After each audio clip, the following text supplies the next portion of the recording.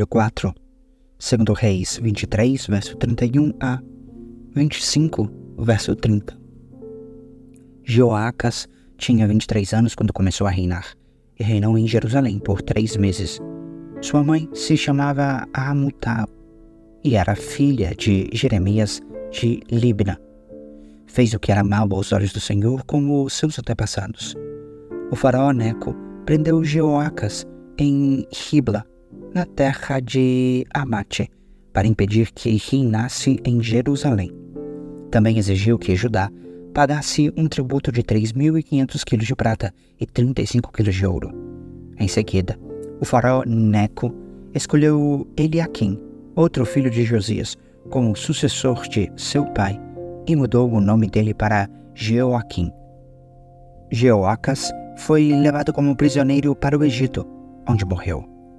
A fim de obter o ouro e a prata que o faraó Neco havia exigido como tributo, Jeoaquim cobrou dos habitantes de Judá um imposto proporcional às posses de cada um. Jeoaquim tinha 25 anos quando começou a reinar, e reinou em Jerusalém por 11 anos. Sua mãe se chamava Zébida, e era filha de Pedaías, de Ruma. Ele fez o que era mal aos olhos do Senhor, como seus antepassados. Durante o reinado de Joaquim, Nabucodonosor, rei da Babilônia, invadiu a terra de Judá. Joaquim se rendeu e lhe pagou o tributo por 3 anos, mas depois se rebelou. Então o Senhor enviou bandos de saqueadores babilônios, sírios, moabitas e amonitas contra o reino de Judá para destruí-lo, como tinha anunciado por meio de seus profetas.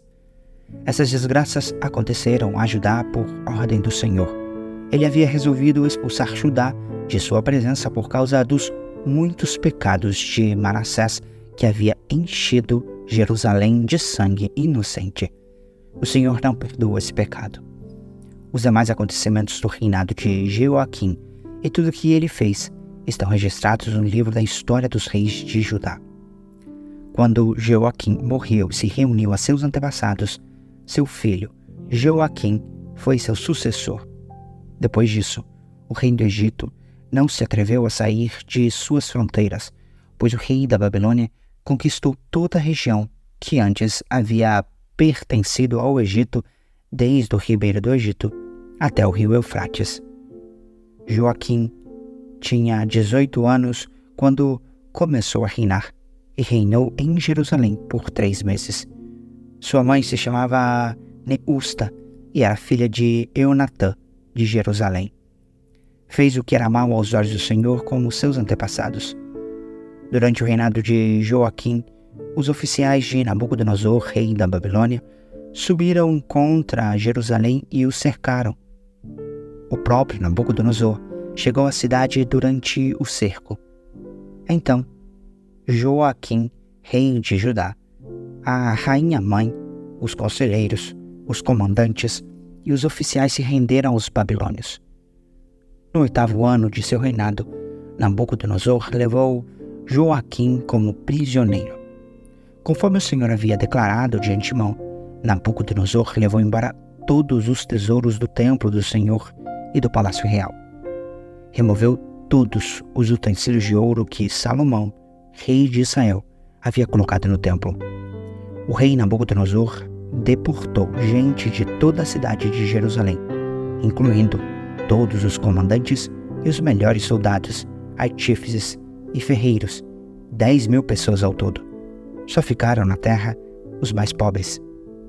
Nabucodonosor levou cativos para a Babilônia o rei Joaquim, a rainha-mãe, as esposas e os oficiais do rei e todos os nobres de Jerusalém. Também deportou 7.000 soldados, todos fortes e aptos para a guerra, além de 1.000 artífices e ferreiros. Então, o rei da Babilônia escolheu Matanaías, tio de Joaquim, como rei de Judá, e mudou o nome dele para Zedequias. Zedequias tinha 21 anos quando começou a reinar, e reinou em Jerusalém por 11 anos. Sua mãe se chamava Amutal, e era filha de Jeremias de Libna. Fez o que era mal aos olhos do Senhor, como Joaquim antes dele. Essas coisas aconteceram por causa da ira do Senhor contra o povo de Jerusalém e de Judá. Por fim, ele os expulsou de sua presença e os mandou para o exílio. Zedequias se rebelou contra o rei da Babilônia. Assim, em 15 de janeiro, durante o 9º ano do reinado de Zedequias, Nabucodonosor, rei da Babilônia, e todo o exército cercaram Jerusalém e construíram rampas de ataque contra os muros. Jerusalém permaneceu cercada até o 11º ano do reinado de Zedequias. Em 18 de julho, no 11º ano do reinado de Zedequias, a fome na cidade tinha se tornado tão severa que não havia mais nenhum alimento. Assim, abriram uma brecha no muro da cidade. Como a cidade estava cercada pelos babilônios, os soldados esperaram até o anoitecer e fugiram pelo portão entre os 2 muros atrás do jardim do rei. Então seguiram em direção ao vale do Jordão. Contudo, o exército babilônio perseguiu o rei e o alcançou nas planícies de Jericó, pois todos os seus soldados o haviam abandonado e se dispersado. Capturaram Zedequias e o levaram ao rei da Babilônia, em Ribla, onde ele recebeu sua sentença. Mataram seus filhos diante dele, depois lhe arrancaram os olhos, o prenderam com correntes de bronze e o levaram para a Babilônia. Em 14 de agosto daquele ano, o 19º do reinado de Nabucodonosor, Nebuzaradã, capitão da guarda e oficial do rei da Babilônia, chegou a Jerusalém. Queimou o templo do Senhor, o palácio real e todas as casas de Jerusalém. Pôs fogo em todos os edifícios importantes da cidade.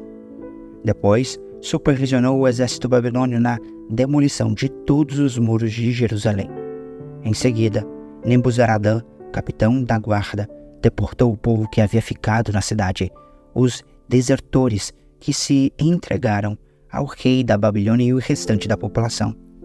Permitiu, no entanto, que alguns dos mais pobres ficassem para cuidar das videiras e dos campos. Os babilônios despedaçaram as colunas de bronze na frente do templo do Senhor, as bases móveis de bronze e o grande tanque de bronze chamado Mar, e levaram todo o bronze para a Babilônia.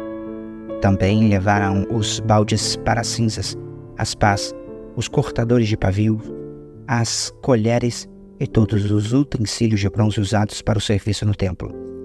O capitão da guarda levou ainda os incensários e as bacias e todos os outros utensílios de ouro, puro ou prata. Era impossível calcular o peso do bronze das 2 colunas do mar e das bases móveis para levar água. Esses objetos tinham sido feitos para o templo do Senhor nos dias de Salomão. Cada coluna media 8,1 metros de altura. O capitel de bronze no alto de cada coluna media cerca de 2,25 metros de altura e era enfeitado ao redor com correntes entrelaçadas de romãs feitas de bronze. O capitão da guarda levou como prisioneiros o sumo sacerdote Seraías, o sacerdote auxiliar Sofonias e 3 dos principais guardas das portas. Dentre o povo que ainda está escondido na cidade, levou um oficial responsável pelo exército de Judá, 5 dos conselheiros pessoais do rei, o secretário do comandante do exército, que era encarregado do alistamento de soldados, e outro 60 homens do povo. Nebuzaradã, capitão da guarda, levou-os ao rei da Babilônia, em Ribla. E ali em Ribla, na terra de Amate, o rei da Babilônia mandou executá-los. Assim, o povo de Judá foi enviado para o exílio, para longe de sua terra. Nabucodonosor, rei da Babilônia, nomeou Gedalias, filho de Aicã, filho de Safã, como governador do povo que ele havia deixado em Judá. Quando os comandantes do exército e seus homens souberam que o rei da Babilônia havia nomeado Gedalias governador, foram vê-lo em Mispá. Entre eles estavam Ismael, filho de Netanias, Joanã, filho de Careá, Seraías, filho do Netofatita Tanumete, Jezanias, filho de Maacatita, e todos os seus homens. Gedalias, jurou a eles que os oficiais babilônios não tinham intenção de lhes fazer nenhum mal. Não tenham medo deles, disse. Vivam na terra e sirvam ao rei da Babilônia, e tudo lhes irá bem.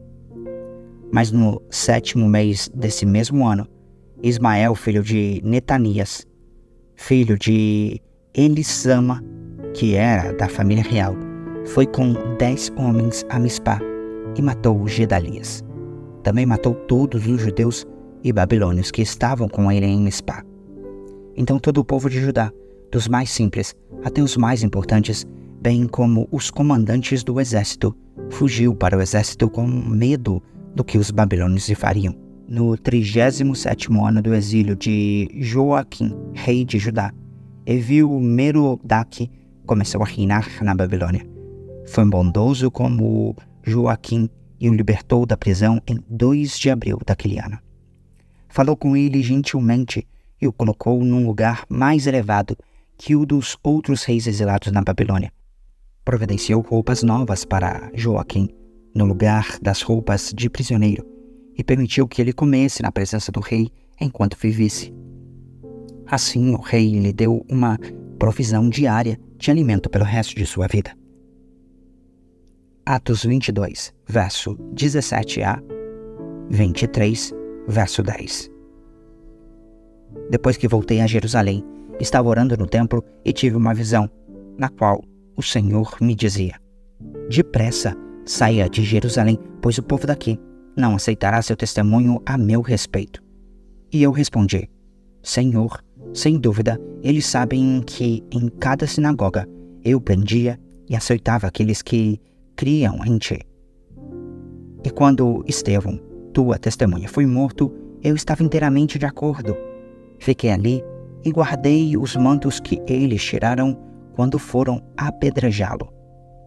Mas o Senhor me disse: vá, pois eu o enviarei para longe para os gentios. A multidão ouviu Paulo até ele dizer essa palavra. Então começaram a gritar: fora com esse sujeito, ele não merece viver. Gritavam, arrancavam seus mantos e jogavam poeira para o alto. O comandante trouxe Paulo para dentro e ordenou que ele fosse açoitado e interrogado, a fim de descobrir por que a multidão tinha ficado tão furiosa. Quando amarravam Paulo para açoitá-lo, ele disse ao oficial que estava ali: a lei permite açoitar um cidadão romano sem que ele tenha sido julgado? Ao ouvir isso, o oficial foi ao comandante e perguntou: o que o senhor está fazendo? Este homem é cidadão romano. O comandante perguntou a Paulo: diga-me, você é cidadão romano? Ele respondeu: sim, eu sou. Eu também, disse o comandante, e paguei caro por minha cidadania. Paulo respondeu: mas eu sou cidadão de nascimento. Quando os soldados que estavam prestes a interrogar Paulo ouviram que ele era cidadão romano, retiraram-se de imediato. Até mesmo o comandante ficou com medo ao saber que Paulo era cidadão romano, pois tinha mandado amarrá-lo.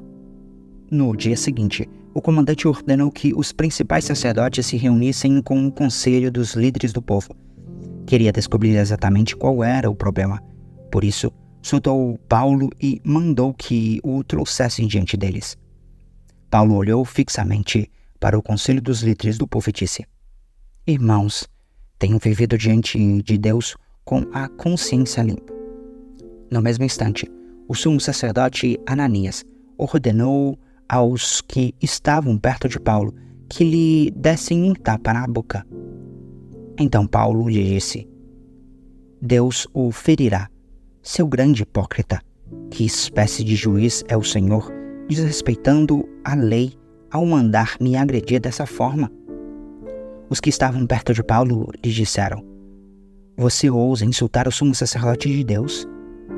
Irmãos, não saiba que ele era o sumo sacerdote, respondeu Paulo, pois as Escrituras dizem: não fale mal de suas autoridades. Sabendo Paulo que alguns membros do conselho dos líderes do povo eram saduceus e outros fariseus, gritou: irmãos, sou fariseu, como eram meus antepassados. Estou sendo julgado por causa de minha esperança na ressurreição dos mortos. Quando Paulo disse isso, o conselho se dividiu, fariseus contra saduceus, pois os saduceus afirmam não haver ressurreição, nem anjos, nem espíritos, mas os fariseus creem em todas essas coisas. Houve grande alvoroço. Alguns dos mestres da lei, que eram fariseus, se levantaram e começaram a discutir energicamente. Não vemos nada de errado com este homem, gritavam. Talvez um espírito ou um anjo tenha falado a ele. A discussão ficou cada vez mais violenta, e o comandante teve medo de que Paulo fosse feito em pedaços. Assim, ordenou que os soldados o retirassem à força e o levassem de volta à fortaleza. Salmos 2, versos 1 a 12. Por que as nações se enfurecem tanto? Por que perdem seu tempo com planos inúteis? Os reis da terra se preparam para a batalha. Os governantes conspiram juntos contra o Senhor e contra seu ungido. Vamos quebrar essas correntes? Eles dizem. Vamos nos libertar da escravidão. Aquele que governa os céus ri. O Senhor zomba deles. Então, em sua ira, ele os responde, e com sua fúria os aterroriza. Ele diz: estabeleci meu rei no trono, em Sião, em meu santo monte. O rei proclama o decreto do Senhor. O Senhor me disse: você é meu filho, hoje eu o gerei. Basta pedir, e lhe darei as nações como herança, a terra inteira como sua propriedade. Vocês a quebrará com cetro de ferro, e as despedaçará como vasos de barro. Portanto, reis, sejam prudentes, aceitem a advertência. Governantes da terra, sirvam ao Senhor com temor, alegrem-se nele com tremor. Sujeitem-se ao Filho, para que ele não se ire e vocês não sejam destruídos de repente. Pois sua ira se acende num instante. Felizes, porém, os que nele se refugiam. Provérbios 18, verso 13. Falar sem antes ouvir os fatos é vergonhoso e insensato.